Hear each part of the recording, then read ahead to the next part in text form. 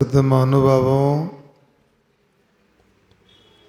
आचार्य कुंद स्वामी जी ने कहा है, अहिम को खल शुद्धो धनसरणमयो सदा रूपो कवि अत्यमज्य किंचिवी अन्नम पलमाल में तंपी। आवाज नहीं करो, सुनो। यहाँ कहा है अहम इक्को, मैं अकेला हूँ। सुन रहे ना आप लोग? मैं अकेला हूँ, अकेला ही जन्म लेता हूँ, अकेला ही जीवन जीता हूँ और अकेला ही मरण को प्राप्त होता हूँ। और इन सब के बीच में मैं अनादि से हूँ, अनंत काल तक रहूँगा। अहम इक्को। ताश के पत्तों में 52 पत्ते होते हैं, उनमें सबसे बड़ा पत्ता, बोलो ना, इतने सीधे नहीं हो तुम लोग, बता नहीं पाओ। ताश के पत्तों में बड़ा पत्ता कौन सा होता है? इक्का होता है।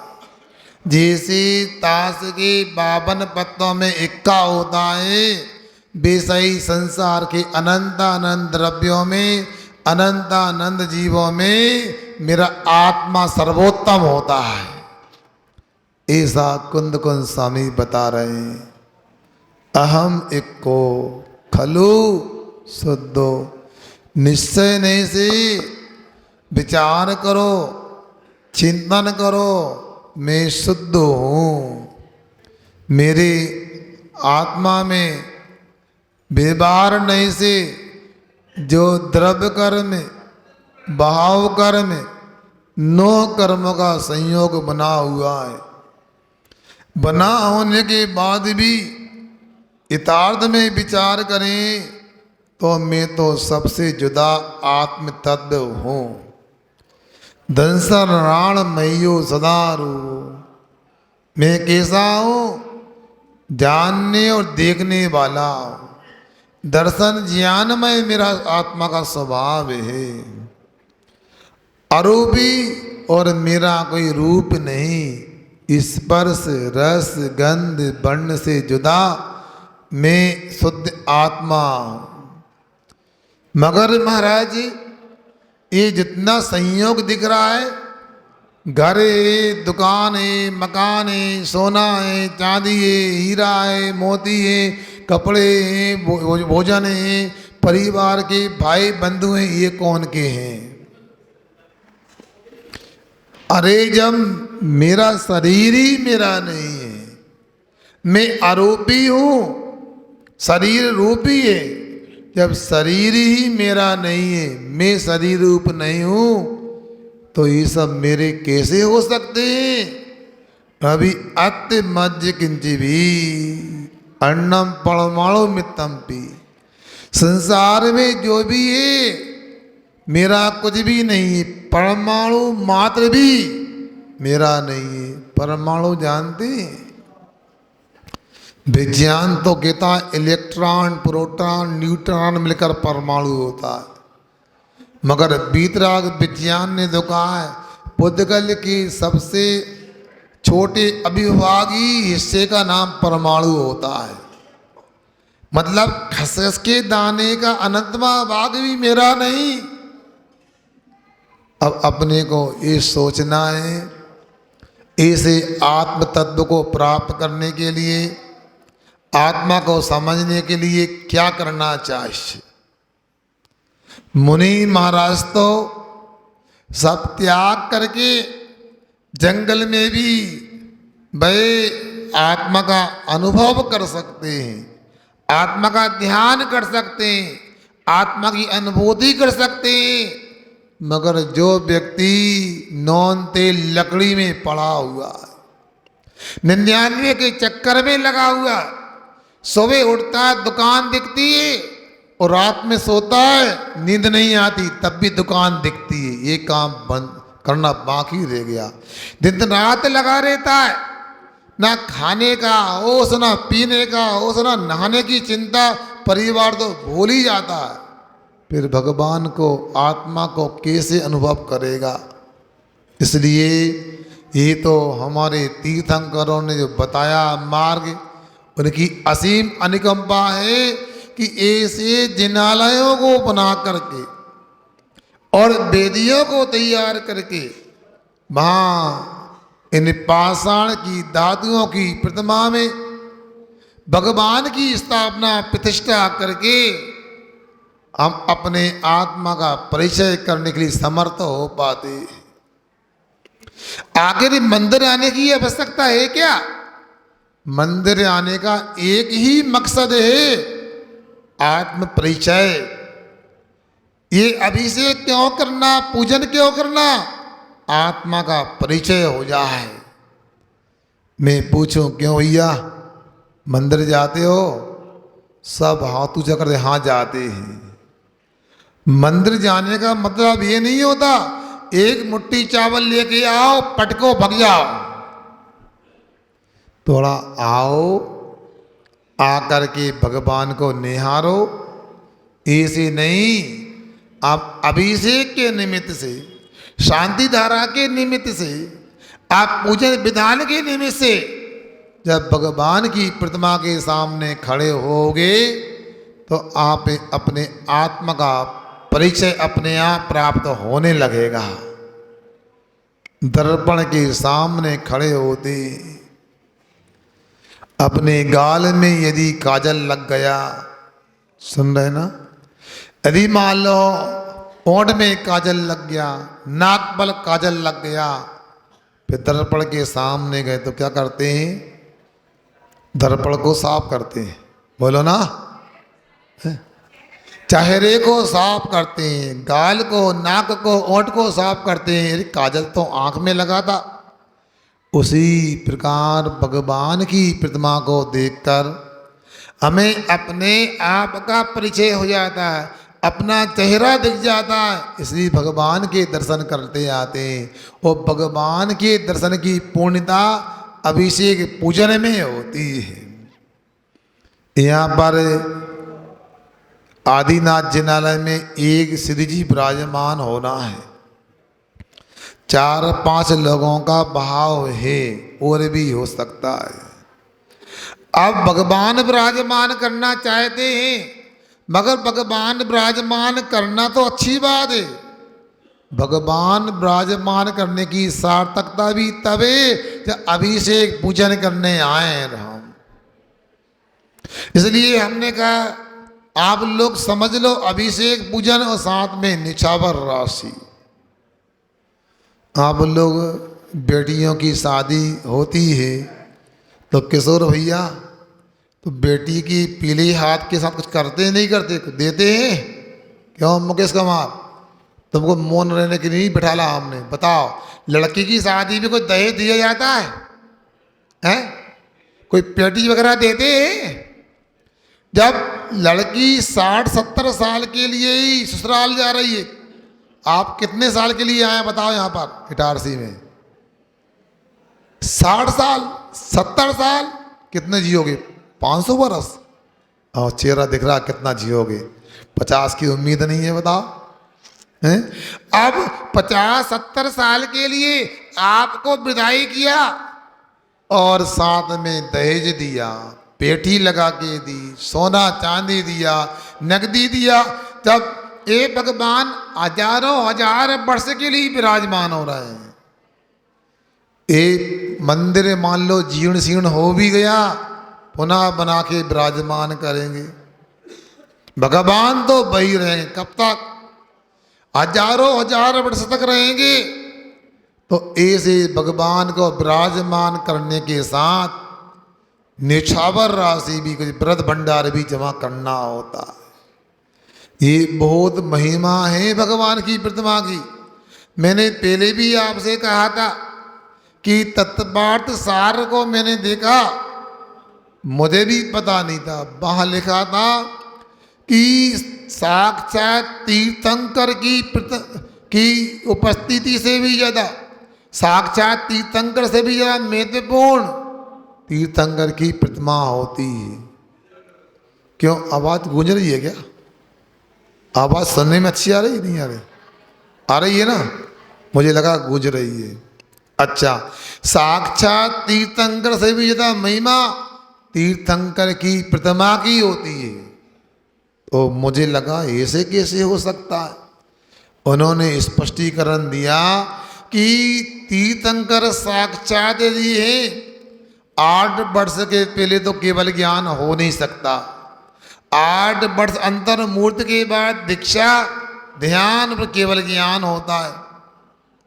अब यदि उनकी उत्कृष्ट आयु होगी तो 1 करोड़ पूर्व की ही हो सकती है, इससे ज़्यादा नहीं हो सकती।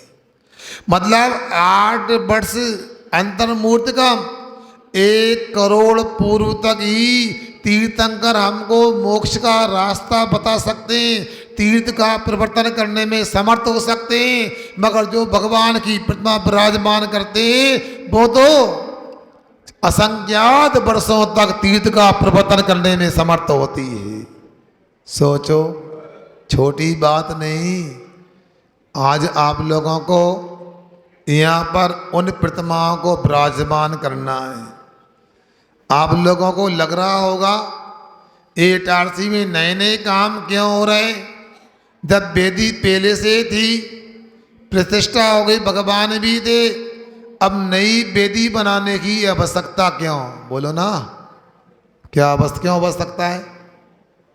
अब अंकित बताओ हैं? हाँ, अरुण भैया कह रहे हैं वो जीर्ण शीर्ण हो गई, उसकी किनारों को देखो टूट गई। मैं तो पहले कहता हूं आप अपने मंदिर का भी वास्तु ठीक करो और घर का भी ठीक करो। करने को तैयार है कि नहीं बताओ? कभी भी फटे कटे कपड़े नहीं पहनना। क्या करना बोलो ना बच्चों? बम बम, क्या नहीं पहनना? फटे कपड़े नहीं पहनना। और फिर टूटे बर्तन में कभी खाना नहीं। कहीं गिलास चटक जाते हैं, कहीं जग वगैरह टूट जाते हैं, फिर भी चलते रहते चौके में। टूटे बर्तनों में खाना नहीं और फटे कपड़े। बोलते क्यों नहीं जोर से? क्या टूटे बर्तन में खाना नहीं, फटे कपड़े पहनना नहीं? जब टूटे कपड़े में खाना नहीं, फटे कपड़े पहनना नहीं, तो भगवान की वेदी टूटी कैसे हो सकती है? अरे हम कोई कमजोर तोड़िए, हम ऐसी वेदी बनाएंगे, ऐसी वेदी बनाएंगे, आदमी क्या देवता भी दर्शन करने आएंगे। अच्छा मन बनाओगे अच्छा हो जाएगा। ये वेदी शिल्पकार नहीं बनाएगा, ये वेदी समाज के पंचलोक विराजमान नहीं करेंगे, ये वेदी आप भी पैसा देके नहीं करेंगे। ये आपकी विशुद्धि, आपकी भावनाएं अच्छी होंगी तो वेदी में चमत्कार जरूर होके रहेगा। बताओ, जब वेदी में चमत्कार होगा तो वेदी पे विराजमान होने वाले भगवान भी चमत्कार ही सिद्ध होने वाले हैं। इसलिए आप लोगों को अच्छा मानस तैयार करना है। आपको पता है कुछ दिनों के बाद 2-3 सप्ताह के उपरांत क्या होने वाला है? क्या? पंच कल्याणक होने वाला है। सबको पता है कि नहीं है? पता है तो, मगर हमें पता नहीं है कि आपको पता है। यदि आपने इंद्राणी के नाम लिखाए होते तो पता होता। अब कल से मैं कागज ले आऊंगा, मैं ही नाम लिख लूं। नहीं आप लोग तो कोई बात नहीं, कैसे नाम लिखोगे बताओ? अरे आपको चला के नाम लिखवाने आना है। इतना अच्छा माहौल आपको तब बाद में मालूम पड़ेगा। हम नहीं जानते आज कौन सा दिन है। दीपावली का पहला दिन है। काय का दिन है आज? हैं? धनतेरस तो आपको रटी रटाई बात है। आज तो महावीर स्वामी के अंतिम त्याग का दिन है। क्या त्याग किया उन्होंने? जिन्होंने 30 वर्ष पहले जिस समूह शरण को वह प्राप्त किया था, उस समूह शरण में 30 वर्ष तक दिव्य ध्वनि खिरी थी। उस समूह शरण का त्याग करके, बहिरंग संपदा का त्याग करके आज अंतरंग संपदा को पूर्ण प्राप्त करने के लिए पुरुषार्थ करने के जा रहे हैं। जब तक बाहर का त्याग नहीं होगा, अंदर की आत्मा के गुणों का प्रादुर्भाव नहीं होगा। आज उन्होंने समवसन का त्याग किया है, इसलिए धन्य तेरा से। क्यों धन्य तेरा से? सुनो, हम लोगों से तो घर का टूटा फूटा सामान भी छोड़ा नहीं जाता। घर में साफ सफाई हो रही है, घर के कमरे के सामान बाहर निकाल देते हो, टूटा तसला निकाल दिया, टूटी डलिया निकाल दी, टूटी झाड़ू निकाल दी, और कमरे में सफाई पुताई हो गई, और जिसे फटकार के साफ अंदर रख लिया। तसला भी काम आ जाएगा, झाड़ू भी काम आ जाएगी। टूटी झाड़ू भी नहीं छोड़ी जाती। बनिया लोगों, भगवान ने तो भय त्याग कर दिया। क्या? समव शरण कहते इंद्र की आज्ञा से कुम्र समव शरण की रचना करता है। क्या? सुनो, भय जब समव शरण बन जाता है, इंद्र भी परेशान होता है, कुबेर भी हैरान होता है कि ऐसी रचना मैं तो नहीं कर सकता हूं, कैसे हो गई। समव शरण की शोभा सुंदरता को देख के इंद्र और कुबेर परेशान होते कि ऐसी रचना आखिर कैसे हो गई, मैं तो कई काम किए, ऐसा कभी नहीं हो पाया। अवधि ज्ञान से पता लगता है इंद्र को और कुबेर को, ये आपकी देन नहीं, ये तो तीर्थंकर भगवान का पुण्य का अतिशय है, इतना सुंदर समव शरण बन गया। 3 लोक में इससे अच्छा ना कोई भवन होता, ना कोई महल होता, ना कोई सभा होती है, जितनी सुंदर शोभायमान समव शरण की छटा होती है। ऐसा समव शरण भगवान का लगा। उन्होंने पहले भी स्वीकार नहीं किया था, मैंने ये नहीं किया, उन्होंने स्वीकार प्राप्त हुआ है, किया नहीं। इसलिए सिंहासन पर 8 भूमि में 8वीं भूमि के बीच में 3 कटनी के ऊपर स्फटिक मणि की सिंहासन पर भगवान बैठे नहीं, 4 अंगुल ऊपर थे। ये हम लोगों की भ्रांति थी, ये भगवान का समव शरण है, भगवान सिंहासन पर बैठे। भगवान सिंहासन पर नहीं बैठे, भगवान तो अंतरिक्ष में विराजमान थे। आज वो भी उन्होंने छोड़ करके भाई योग निरोध करने के लिए पावापुर की पद्म सरोवर की ओर मुख कर लिया है। और इतना अच्छा योग है, देखो भैया, ये तो शास्त्रों में पढ़ा है कि आज भगवान ने अंतिम विहार किया और पद्म सरोवर पर पहुंच गए। हमें तो वर्तमान पर्याय में देखने को नहीं मिला। क्यों दीपक, तुमको देखने मिला क्या? है नहीं मिला ना। मगर ये इटारसी वालों का पुण्य है, आज आदिनाथ जिनालय के भगवान पूरे समव शरण के साथ में अपनी तात्कालिक वेदी पर विराजमान होने जाने वाले, और नूतन वेदी बनेगी और उस पर पुनः विराजमान करने का सौभाग्य भी हमको मिलेगा। किसको मिलेगा? आवाज नहीं आ रही। किसको मिलेगा? तो करना हो तो करो, हम बाहर से बुला लें लोगों के लाने। किसको मिलेगा? तो हमको मिलेगा ना। भावना बनाओ, अभी भगवान का प्यार हम कराएं, होड़ लगना चाहिए। सुनो, जब हम जाते हैं कमंडल हाथ में होता है, एक कमंडल कई लोग मांगते, हमको दे दो, हमको दे दो, हमको दे दो। बोलो भैया बंडी, हम कमंडल लेके जाए और तुम्हारे संगे रहो, क्या करो? कमंडल नहीं लो हमारा। क्यों? प्रिंस बोलो ना, क्यों लोगे? तुम्हारा कमंडल है क्या? नहीं नहीं महाराज, कमंडल तो आपका ही है, मगर थोड़ा सौभाग्य मिल जाए। मतलब महाराज का कमंडल लेने में भी सौभाग्य का अनुभव करते हो, और आज आदिनाथ जिला की अतिशयकारी प्रतिमा को सिर पे रखने का सौभाग्य प्राप्त नहीं करोगे क्या? माता बहनों, यदि घर के लोग नहीं आए, इन भाइयों को अपना घर का बच्चा मान लेना, तो आज जरूर सौभाग्य प्राप्त करना। इसलिए आपका समय हो रहा है, इसलिए आप लोग जल्दी से पात्रों का चयन हो जाएगा। क्यों, विधान हो गया क्या? ए भैया, विधान हो गया? कितना समय है? अच्छा, लोगों को ये सोचना है ये सौभाग्य सबको मिलने वाला नहीं होता, ये दुर्लभ है जैन धर्म के अनुष्ठान। इसलिए दर्शन पाठ में पढ़ते हैं, जिन धन बिन मुक्तो माँ भवे चक्रवर्ती छाचेटो भी दरो भी जिन धनवासिता। ये पंक्तियां, इस श्लोक तो याद होगा सबको, नहीं है क्यों? पाठशाला आते हैं पंबा, ये दर्शन पाठ याद है? हमने बोला तो बातें करो बंकू से, हम बोल रहे हैं। यहाँ कहा जा रहा है जिन धर्म बिंदन मुक्तो माँ भवे चक्रवर्ती। क्या कह दिया? हे भगवान, जैन धर्म को छोड़कर मुझे चक्रवर्ती की संपत्ति भी नहीं चाहिए। क्या सुन रहे?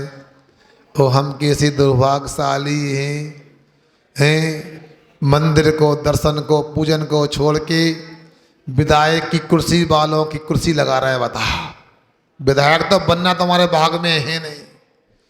यहाँ चक्रवर्ती की संपत्ति भी नहीं चाहता, जैन धर्म चाहता व्यक्ति। चक्रवर्ती की संपत्ति पता है कितनी होती है?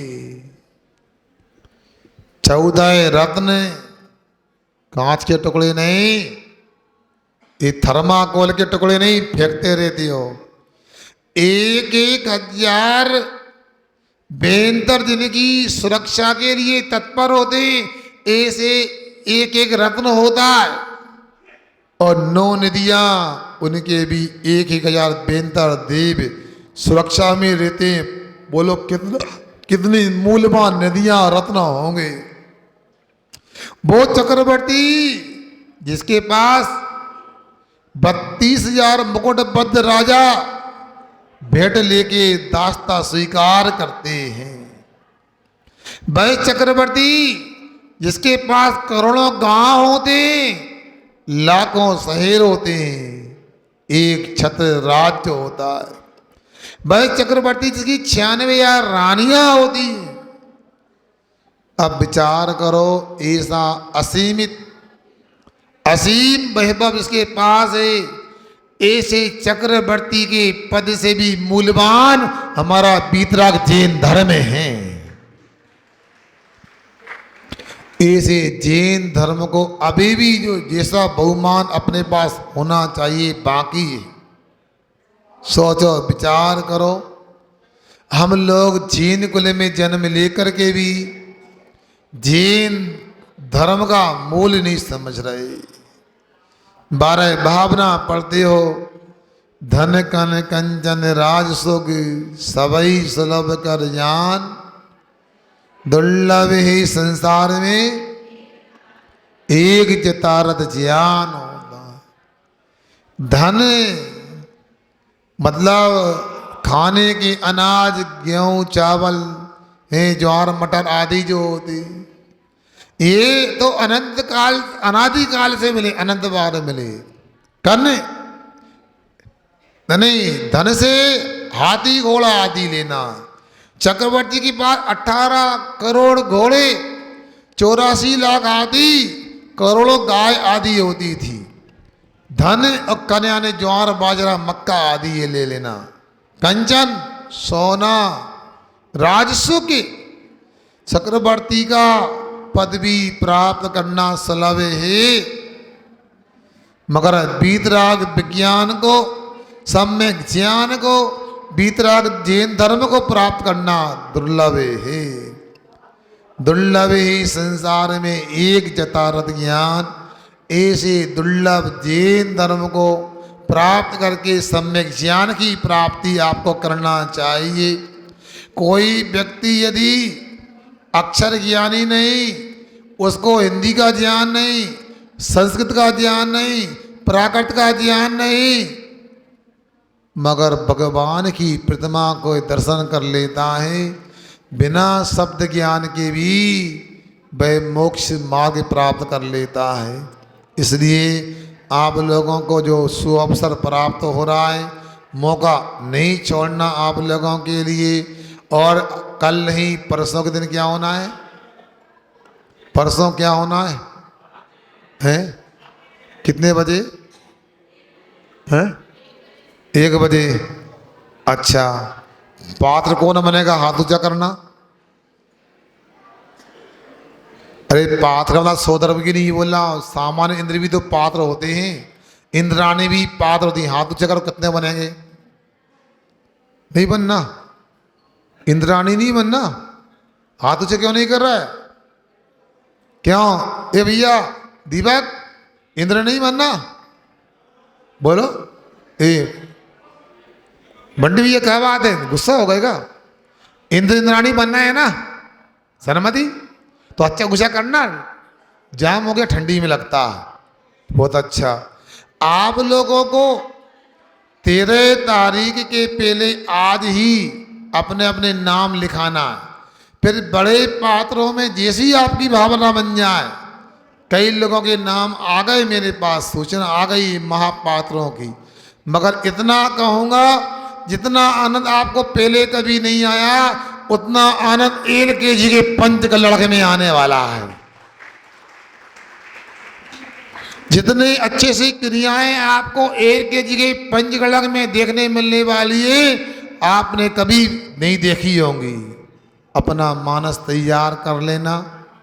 और आप लोगों को दीपावली भी मनाना सुबह, और आपको इसके बाद में पात्रों का चयन करके पंच कल्याण की भूमिका बनाना है। ये भी कितना अच्छा योग है। आज भगवान ने समोषण का त्याग किया, धन्य तिरस के दिन आज भगवान ने अपने आसन का त्याग किया कुछ समय के लिए।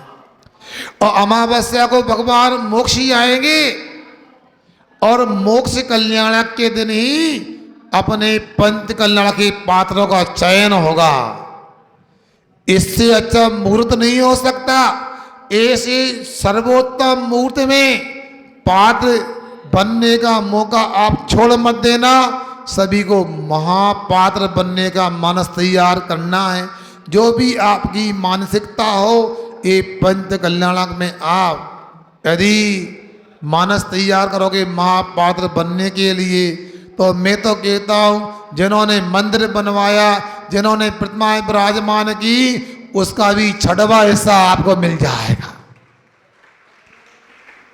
और दूसरी बात ये सुनो, अभी मंदिर भी कहाँ बना, अभी भगवान भी कहाँ, अभी तो मकान है। क्या है वो? मकान है। और जो प्रतिमा 2-3 दिन में आने वाली है, वो भगवान ने कौन है? वो 5 साल की प्रतिमा है। मगर आप लोग इंद्राणी बन करके, महापात्र बन करके जब पंच कल्याण की क्रियाएं करोगे, जब याग मंडल विधान संपन्न करोगे, एक एक कल्याण की पूजन करोगे, विधान करोगे, आप लोग जाप पाठ करोगे, और भाई पंडित जी प्रतिष्ठा की क्रियाएं कराएंगे, और महाराज सूर्य मंत्र देंगे, तब वो मकान मंदिर का रूप लेगा और प्रतिमा भगवान का रूप प्राप्त करेगी। इसलिए आप लोगों को अपना मानस तैयार करना है। देखो दुनिया में तो एक दिवाली आई है, और हमारे इटारसी में 2 दिवाली आई। एक दिवाली सुनो 11 तारीख से 15 तारीख की, और एक दिवाली 4 तारीख से 9 तारीख की। जो दिवाली में भी मजा नहीं आएगा, वो मजा पंच कल्याण में आएगा।